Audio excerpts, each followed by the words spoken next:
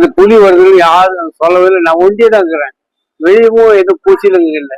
வெளியே பூச்சியில் இருந்தா கூட நான் எதாவது தப்பாயிச்சுப்பேன். நான் ஒண்டி தான் கேட்டேங்க. சிறுத்துப்புலி வருதுன்னு இல்லை.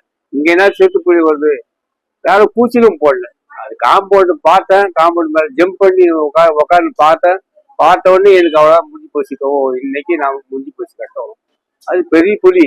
ஒரு பெருசாக ஒரு 4 அடி வயசுக்கு வீட்டு பெரிய புலி. இன்னைக்கு நமக்கு முடிஞ்சு போச்சு கதம் அப்படின்னு அந்த வேஸ்ட் எடுத்து கழுத்து சுத்திக்கின்னு சுத்தத்துக்குள்ள ஜம்ப் ஆயிடுச்சு. என்ன அடிச்சு ஒரே அடி அடிச்சு காது ரத்தம் பிடிங்கிச்சு. ஒண்ணு ஜம்ப் பண்ணி தலையை கவிக்கிச்சு இப்படி ஒதுது. நானும் என்னென்ன தவச்சு பார்த்த ஒண்ணு முடியல. கண்ணு மேல ஒரு குத்துனேன். குத்திட்டு அப்புறம் ஜம்ப் பண்ணி ஓடிச்சு. ஜம்ப் பண்ணி ஓடி திருப்பி ஓடுன்னு பார்த்தேன்.